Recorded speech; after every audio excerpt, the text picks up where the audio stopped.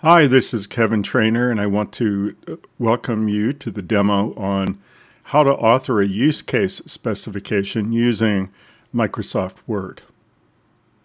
So what I have up here in Word is a template for the use case specification, and I'm pleased to say that I just revised the template this morning and made it a little more general. I think it's going to have a longer life this way. I've given up on the idea that we're going to customize it every time I teach a new class. So the top of it just says systems analysis instead of some particular version of the systems analysis course. And the footer doesn't say that it's from any particular semester. And I think that both the form and the demo are going to have a longer life that way. At least that's my hope. Okay, so we have this open in a recent copy of Microsoft Word. It happens to be running on Mac OS X. So it might look slightly different from what you would be used to, but the features are all pretty same in recent versions of Microsoft Word, so I don't expect you to be too confused over this. So if you look up in the title bar, you'll see the title of the document is Use Case Specification Template, which means I'm still working on the template, which is not where I want to make my changes. So the first thing I want to do is go up to the menu, click on File, Save As, and I want to type in the name of the use case. And the name of the use case that we're going to do is log attendance. So let's call this log underscore attendance. And I want to know what kind of document this is. And one of my co-worker teachers a number of years ago, Howard Hughes, had a great suggestion for this. He said that we ought to just take the first letters of the template type and make up a little, I'm not sure it's a true acronym, but for use case specification, we use UCS. So UCS. Log attendance, UCS. So that way, when you're going to look for this, you can tell one kind of document from another kind of document. Okay, so let's look at what we need to change on the title page.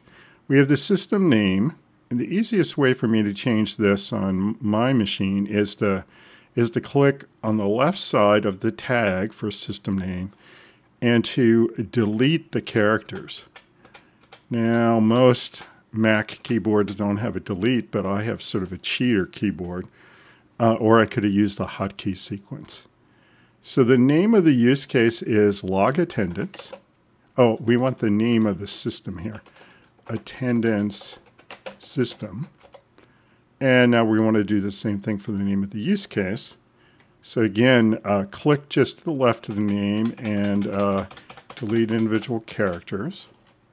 So the name of the use case, log attendance.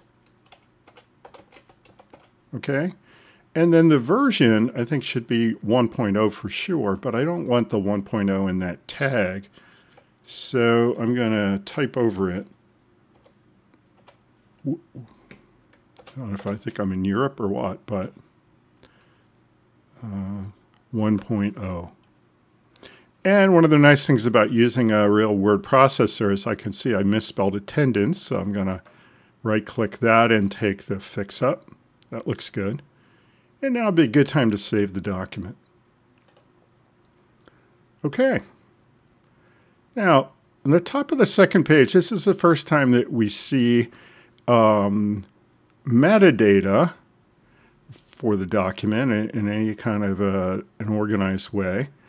And we have a header that continues from page to page. We'll go down here and see it continues on page 3, and it continues to repeat. So I want to edit that header. And there's a lot of ways I could start editing a header, but the way that I like is I just go up to the ribbon bar and I click on Insert to get that part of the ribbon. And then I just click on Header. And it gives me a lot of headers that I could insert, but what I really want to do is edit the header, and that's the next to last option.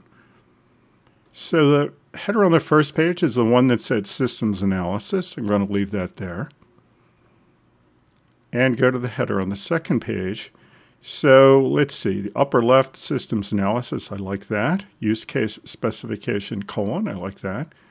I want to update the use case name. So again, this practice of getting on the left side of it and deleting individual characters seems to work very well for me. So use case log attendance.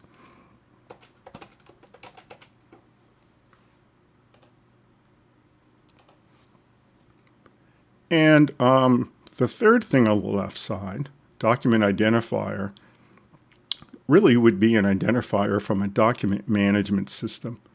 And that's a little fancy for current purposes. So we're going to take that out of there. Okay. Get rid of.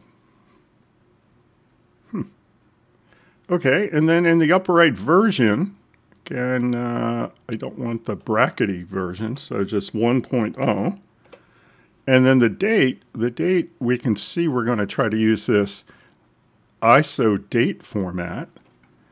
So I'm going to get rid of the tag version and put in the real version 2015-10-11, because it's the 11th of October. And now I can close the header because I don't need to edit it anymore. And let's roll down and see, yep, that's just what I wanted. In the revision history, there's a lot of, in this particular template, there's a lot of repetition of certain of the metadata elements, and I just have to apologize for that. This template began life at IBM, and they shared it with most of their clients who did anything related to use cases, and encouraged them to revise it and make it their own. This particular copy and its incarnation, I think I found on the website for somebody like the State of Tennessee Transportation Department or something like that. And I particularly liked the way that they had done some customizations of it. So I kind of have taken this as I inherited it. So we have a revision history. And again, I'm going to put in the current date. And the version, I'm going to be consistent here and say 1.0. First draft is fine. And then instead of your name goes here, I think my actual name should go there.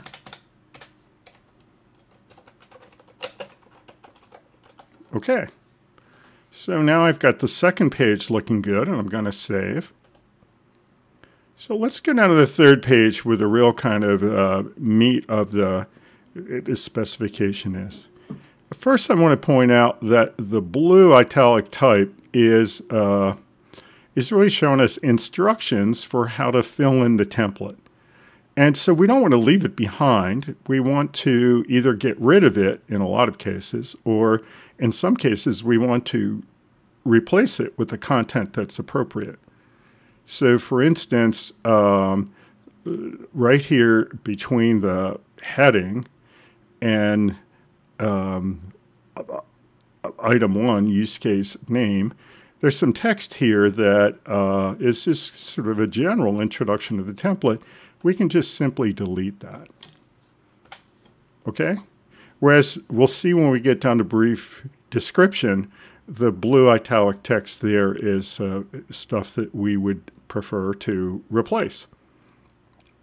Okay, before we get down to brief description, we need to update the two places where we need to type use case name. So right up here in the title.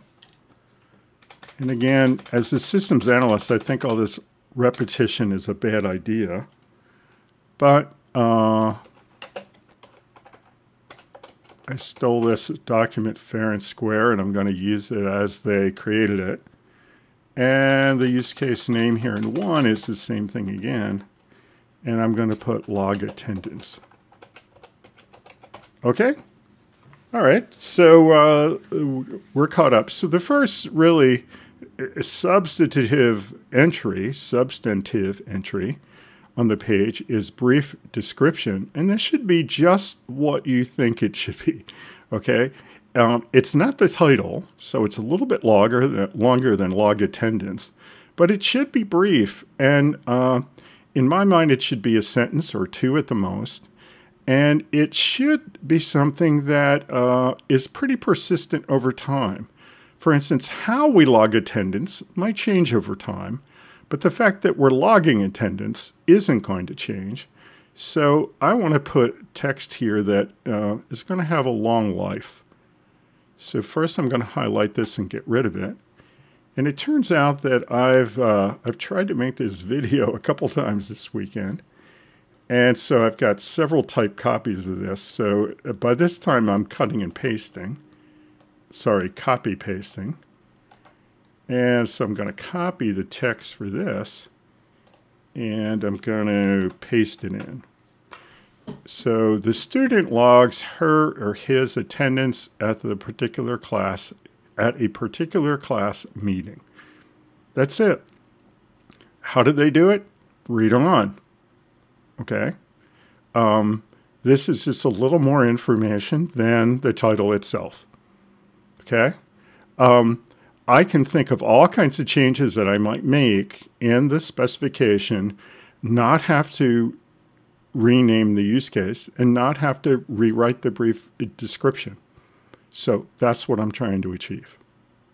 Okay, that done, I'm going to throw a save in, and I'm going to go to the second section, which is really the main part of a use case spec, the flow of events, okay? Because in the use case diagram, we've seen which actors are involved in the use case. We know the system is involved in the use case because that's what makes it a use case. We already know, the name of it, but we want to know how it works. How do these actors interact with the system to get the job done? We want to know the particulars. And that's what we get in flow of events. Now, we take an interesting approach. This is really the first time that I saw it when I got to use cases, in that we begin with a basic flow which tells the story of everything going normally and everything going right, okay? Some people call this the happy path or the happy day scenario. We're going to call it the basic flow.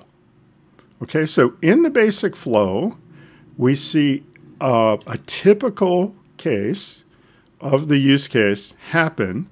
We don't see a lot of problems. We don't see a lot of unusual circumstances. It's going to read like a children's book. So what would that look like here? Okay, well, I'm going to delete the instructions. And I'm going to copy paste the text for the basic flow from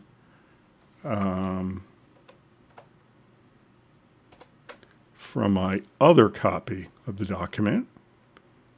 And so that's going to go here. So let's see what it says. The use case begins when student signals that he wishes to log attendance. The system displays a list of courses in which a student is registered. The system selects the course for which he wishes to log attendance. The system requests the meeting password. Student enters the class meeting password. Student confirms that student has logged it. Oh, system confirms that student has logged attendance. The use case ends. Now, somewhere today, I started making improvements on this. And I'm thinking the one thing we don't have the system doing is recording the attendance information in the database. So system records attendance in the database. and confirms to student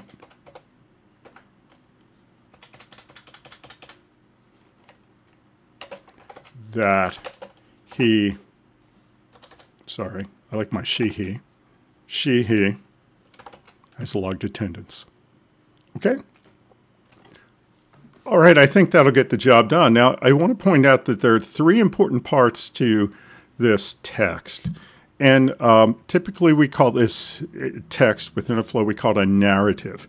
Some people call it the flow narrative. Some people say it's a narrative flow. The word flow is used often. The word narrow is used often as well. Okay, so within the narrative, we've got a couple of key points. First, we always say in a narrative how it starts. The use case begins when student signals that he wishes to log attendance. Okay? It always begins. The use case begins when actor name does something. Okay?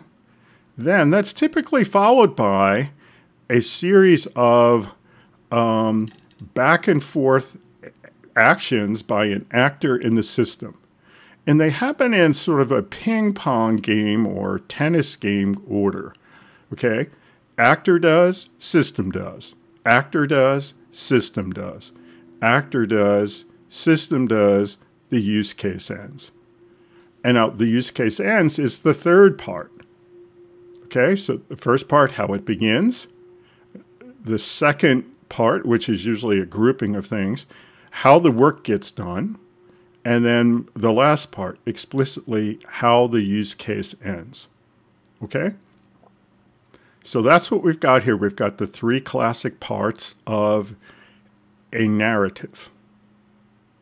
Okay. And I think you can kind of see that this has this kind of ping pong or tennis quality to it. Student signals, system displays, student selects, system requests, student enters, system records, and confirms. The use case ends. Okay? If that doesn't look like a tennis or a ping pong game, well then, nothing does. Okay, so this is the normal case. This is what we expect to happen most of the time. 90% of the time, 82% of the time, 98% of the time, often. Okay? Now, what are alternative flows? Well, these are things that could be different. Okay? Different how? Different in that maybe we follow a slightly different process. Maybe different because it's an unusual case, or something's gone wrong and we have to recover from something going wrong. Okay? So we have a series of alternative flows that show up here in 2.2. And they say, okay, how do things go when they don't go perfectly? Okay? And typically, this is how things happen. We start with the basic flow, okay? And then we discover that some part of it's not going perfectly, and that we go from following along at the basic flow, we jump to following along in an alternative flow. Okay, so let's look at the alternative flows. Okay, now they've got sub-alternative flows and stuff. That's a little too complex for my taste. So let's just get rid of the instructions and stuff. And the first alternative flow here, I've got 5 in my version of this. So let's take a look. Okay, the first alternative is student cancels logging. So I'm going to identify all 5 of them so you can see them, and then we'll get into the text for each of those. Okay, so the first one, student cancels logging, and then the second one, student not registered for any classes. So the student logs in, right? But then we don't see that they're registered for any classes, so that's going to be a hard situation.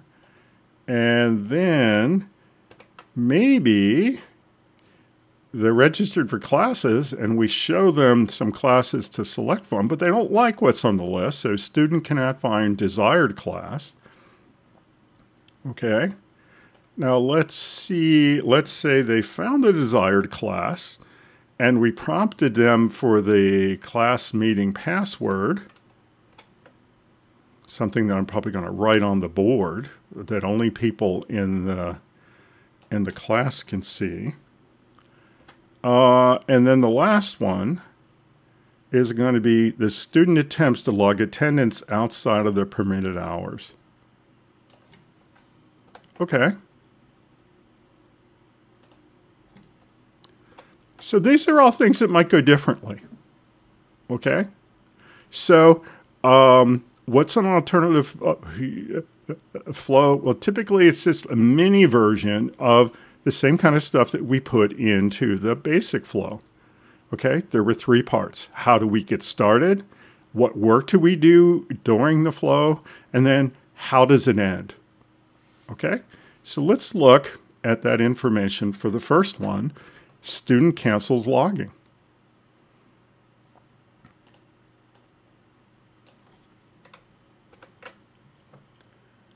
Okay. Well, here it is.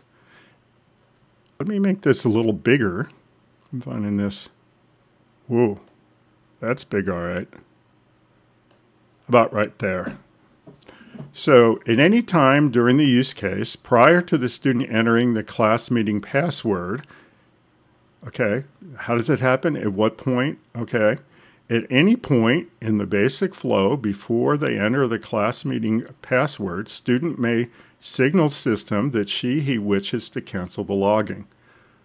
Okay, so that's how we get started. What kind of work do we do in that case? Well, we don't have anything because the last thing we say is the use case ends.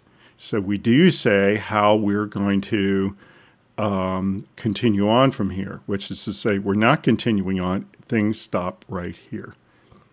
Okay, so if in fact you have an alternative flow in which you're kind of canceling out and you're not doing any real work, or you're forwarding to some other flow, well then you might not have the second part, some kind of back and forth about what the user does, what the system does.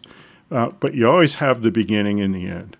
So what we have here is we have a description of how we start this alternative flow, and we have the explanation of what happens immediately after the alternative flow, in which case the use case ends. All right, let's look at the next one. Student not registered for any classes. So I'm going to copy paste that.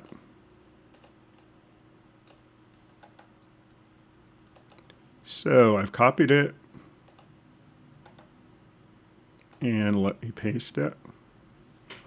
So let's roll this up. The flow begins when student signals that he wishes to log attendance, and there are no registrations for student in the attendance system. So that's how we know that we begin this. System displays an error message.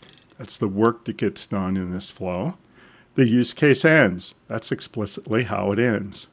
Now, as we're going to see in a minute, we can end by ending the use case, or we can say that we join some other flow. We may rejoin the basic flow. We may join some alternate flow, okay? Or the easiest thing to describe is the use case ends. Okay, so now let's see what I have as the narrative for student cannot find desired class.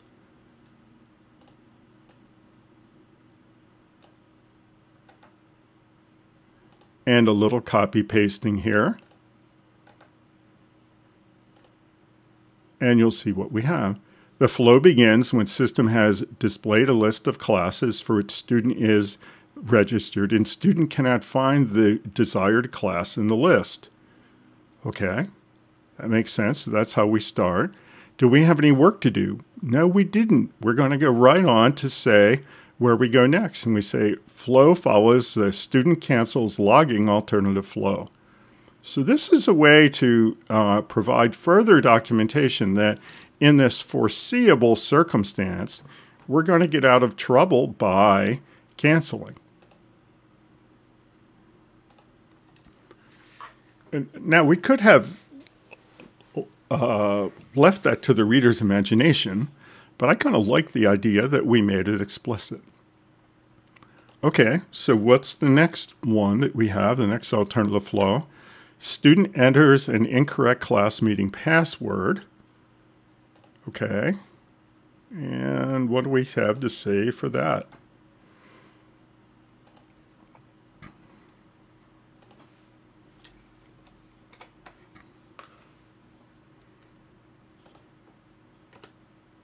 Okay, so flow begins when student has entered an incorrect class meeting password. System displays an error message. Flow continues in the basic flow at system requests the class meeting password. So I may add, some people will, for every line in their narrative, they will give it a number. So for instance, in the basic flow is under 2.1. So the first line would be 2.1.1, then 2.1.2, then 2.1.3. And they would do the same things for the alternatives. For instance, each line in the first alternative, student council's logging, would have a line number, 2.2.1.1, 2.2.1.2. The really nice thing there is that you can use those numbers in the alternative flows when you're saying where the action has come from. You might be able to point back to the number. And especially when you say where the action's going to go to, you could use one of the numbers there too.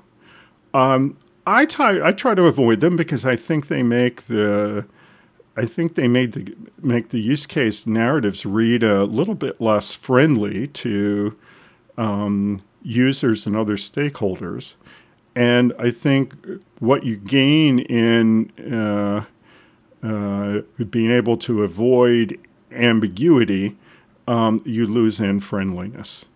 Okay? So as a result of the style that I use, and I'm going to recommend that you use, we have to say flow continues in the basic flow at, and then we need some kind of phrase to point you to where it's going to continue.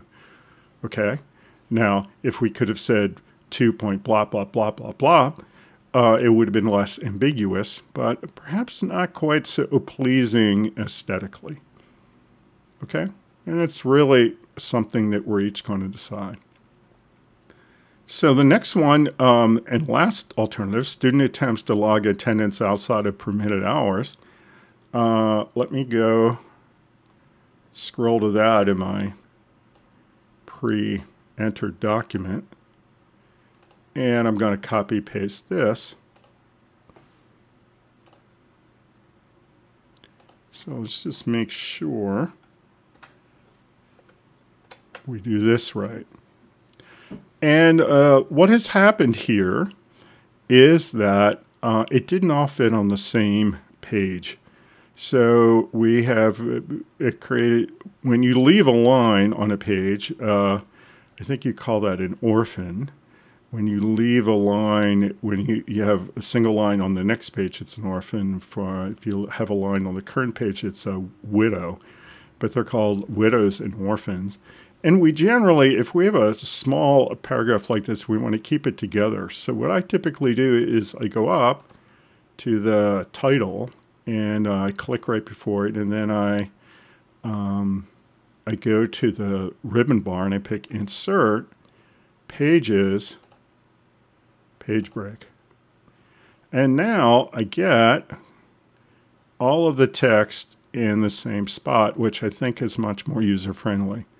So now what goes on? Flow begins when student has entered a correct class meeting password and the current time is outside of the allowable period in which attendance logging is permitted for the selected class. System displays error message. The use case ends. So again, how do we get started? What work do we do while we're here? What do we do at the end? Okay? And if you look at the narratives, they all tell that story. The longer ones, like the basic flow, have this kind of back and forth aspect between actors and system. Okay? The shorter ones, like the alternatives, usually have just a little bit of back and forth, or they're even more simple than that.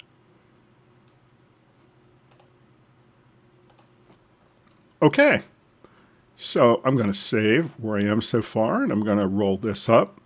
So the next section is special requirements, and this is sort of a convenience-oriented section.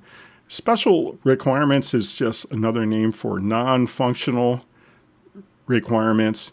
These are requirements that can't be expressed in terms of flow narratives.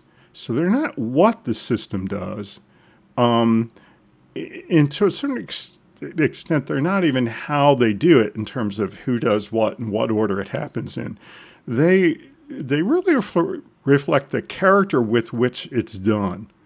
So non-functional requirements, which eventually I'm going to advise you to have a separate section of your systems analysis that expresses all the non-functional requirements. Non-functional requirements can be expressed here as a special requirement in the use case spec if you feel that this is a good place to put it. Perhaps this is a non-functional requirement that applies only to this use case. Or maybe it's very important to understanding the use case well, and you want to make sure that it shows up here too. So I'm going to delete the instructions, and I'm just going to copy here my first and only special requirement because I want to give you an idea what one might look like. And here's what I'm going to say. The system must support 70 or more simultaneous student users. Okay, so how many simultaneous users need to be supported? Again, that's not what the system does or even how it does it, but the character with which it's done. How many people can do it at the same time? Okay? A lot of people come up with ideas that they stick into this section of the spec that really don't belong here. You really have to ask yourself, is it possible that this is some more text that should be in the basic flow or in one of the alternative flows? Or perhaps it should be another alternative flow all by itself. Or perhaps it should be part of one of the flow narratives in another use case. Okay, the only kind of things that you want here are the kind of things that describe the character with which the system's going to do what it does. That's a pretty narrow group of things. All right, that brings us on to section 4, preconditions. Preconditions are an expression of what state the system has to be in order for this use case to be runnable by the user. Okay, now what kind of things can affect the state of the system? Well, typically use cases have run or they haven't run, and they've either run successfully or they haven't run successfully. Now, the successful and unsuccessful we're going to investigate a little more fully when we get down to post conditions. But here, first I'm going to get rid of the instructions. Okay, and then I've got precondition 1, and I'm going to say precondition 1 is called successful login. Here's precondition 1 up here. Almost put it on the post condition. Successful login. Okay. Well, what does that mean? Well, we're going to give some detail. Okay. And let me do a little copy pasting here for that.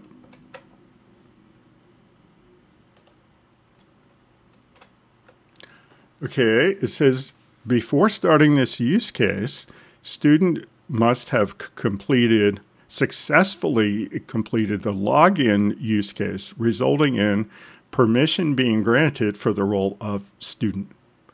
So typically when we log in, we authenticate that we are who we claim to be by giving some kind of password typically. And then on top of that, the system has information on what roles we're able to play. And of course, in order to do this, you need to have been authorized to play the role of student. Okay? All right. Now, sometimes people wonder, well, how do we enforce a precondition? And I think this is really an interesting discussion because a polite system that has sort of modern interaction design, it doesn't offer the users alternatives that are not applicable to the user. So you don't want to give the user a list of, say, 20 things that maybe some person could do, but the user that happens to be logged in can only do one of them. Typically, if the user who's logged in can only do one, we just have a list of one thing to click on. And then they click on that, and then they go do it. So here, I think what we're going to say is for this log attendance use case, we're not going to expose it as a thing that the user can do until the preconditions have been met. When the preconditions have been met, then the use case is going to appear in the user interface. And before that, it's going to be hidden. Okay? This is pretty typically how we make that work. Now, post conditions. This is how we describe how things are, what state the system is left in at the end of the use case. And typically, I think you probably get the idea from what we just did in this use case. Either we successfully complete it and we update the database, or we don't successfully complete it and we don't make any changes in the database at all. So I typically identify two post conditions, a successful one and an unsuccessful one. So let me add those two. Okay, so the first one's going to be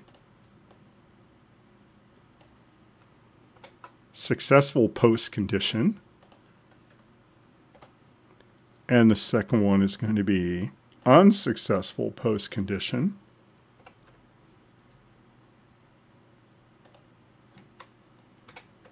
Okay, and typically that's all I have. Now, is it possible that there are 3 states the system could be at the end? Yeah, I think there are. Typically, there are only 2 for a simple use case like this. Okay, so we have some text to describe the successful post condition.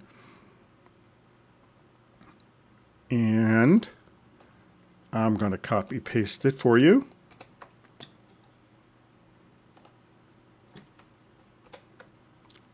So after this use case has successfully concluded, the system has logged student attendance for the proper class meeting in the database. Okay, so that's how we've changed the state of the system. And now we're going to have an unsuccessful post condition, and we're going to copy and paste some text that I wrote earlier today. No changes have been made to the state of the database. So unless we successfully complete the use case, it's just like we never tried it at all. Things just haven't changed in the state of the system. Okay? And that's what we want. Now, what's interesting here is that as you document the post conditions of a use case, these become the kind of thinking points for what the preconditions of other use cases might be.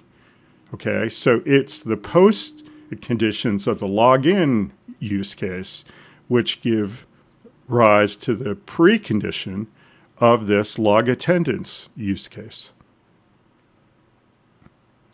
Now, what are extension points? Let's do a little save first. Extension points have to do with these relationships that use cases can have with each other.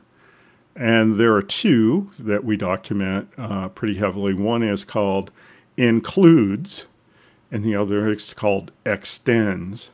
And these are a way to factor out common functionality in use cases.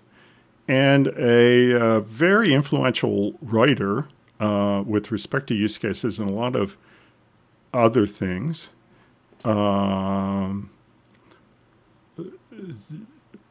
has recommended for a long time that for beginners like us, we'll do well to not be fooling with includes and extends. And because if a certain amount of functionality is included in more than one use case, well then when we're starting along, we just simply document it more than once.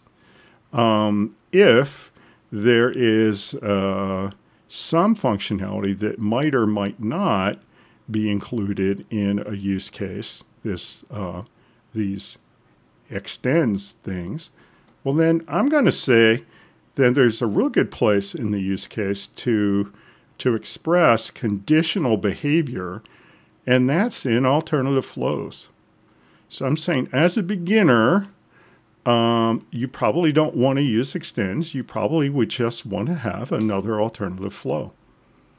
In which case, I'm going to recommend that we don't have extension points, and we are going to simply say here, no extension points expected. So this is the instructions we're going to get rid of. And I'm just going to put this text in. And for some reason, every time I copy this, I get the wrong typeface and color. And I think that's a bug, but we won't worry about it. So we want automatic color. That's going to turn it black. And we want to turn off italic. And that's what we want. So no extension points, which is going to leave us with only key scenarios. So let's talk about key scenarios. Key scenarios come from the fact that when the use case happens in real life, what's going to happen? Well, if it's a really simple situation, well, just the basic flow is going to happen. But if it's more complex, we may start out in the basic flow, go to an alternative flow, and maybe we finish there. Or, more complex, we go to the basic flow, we get most of the way through, then we have to jump to an alternate flow, then we have to jump to another alternate flow, maybe we have to jump to a third alternate flow, perhaps we rejoin the basic flow, and then we finish. Now, all those things I described to you are scenarios, okay? And the question is, how many of these do you want to discuss explicitly with your users and other stakeholders? These key scenarios are placeholders for the discussions, okay? So here, I think that we don't really need a big discussion about the scenarios. So at a minimum, you want to say that the basic flow is a key scenario. And then you want to describe what happens. And I'm just going to copy what I said earlier. And I kind of like this version Let me get rid of this instruction and do this. Student logs attendance at a class meeting following the basic flow. Okay? So that's pretty easy to explain. Okay? Now, sometimes for whatever scenario we have, we might be providing an activity diagram as further illustration of what goes on. If that's the case, we can just document that right here. We might say, see activity diagram, blah, blah, blah. Okay? Now, we're not going to do that now because we haven't learned activity diagramming yet. But that's another thing that you can do here. So you can really think of this key scenarios as a list of the scenarios that you'd like to walk through explicitly with your audience. It's at least going to be the basic flow, but it could be a couple of key scenarios. I mean, there are times when maybe not 99% of the things you use just the basic flow. Maybe only 70% do. And maybe there are two other key scenarios that take up the rest of the difference between 70% and maybe 98%. Okay, so maybe you have three key scenarios that you want to make sure that you walk through in detail. Here's your opportunity to set the agenda for that conversation. So that is it. I'm gonna hit save here. We're gonna save this. Maybe I've got a little too much white space between. I kind of like that. Nope, didn't want to do that. So let's back those two off. Okay, got rid of a little extra white space, and that is it. Okay, so now what would you do with a document like this? Well, you would take it and you would go find your stakeholders, particularly potential users of the system, and you would say, okay, I want to walk you through the use case to make sure that I have it right. Okay, and when you come away, you should either get the consensus, yeah, you've really got it this time, or here are the improvements I think that you need to make. Okay, so that is the use case specification. I'm going to say bye until next time. Bye-bye.